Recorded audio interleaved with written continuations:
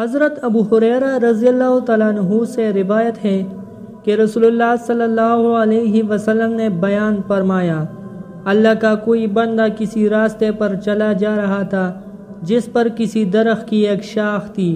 جس سے گزرنے والوں کو تکلیف ہوتی تھی۔ اس بندے نے اپنے جی میں کہا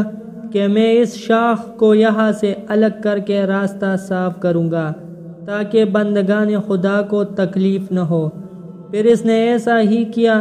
تو وہ اپنے اس عمل کی وجہ سے جنت میں بیچ دیا گیا۔ تشریح: بعض اعمال بظاہر بہت چھوٹے اور معمولی ہوتے ہیں، لیکن کبھی کبھی وہ دل کی ایسی کیفیت اور ایسے خدا پرستانہ جذبے کے ساتھ صادر ہوتے ہیں جو اللہ تعالیٰ کی نگاہ میں بڑا قیمتی اور محبوب ہوتا ہے۔ اس کی وجہ سے ارحم الراحمین کا دریائے رحمت جوش میں آ جاتا ہے، پھر اس بندے کے سارے گناہ بخش دیے جاتے ہیں اور اس کے لیے مغفرت اور داخلہ جنت کا فیصلہ فرما دیا جاتا ہے۔ حضرت ابو ہریرہ رضی اللہ تعالیٰ عنہ والی مندرجہ بلا حدیث میں ایک پیاسے کتے کو پانی پلانے والی ایک بد چلن عورت کی مغفرت کی جو خوشخبری دی گئی ہے،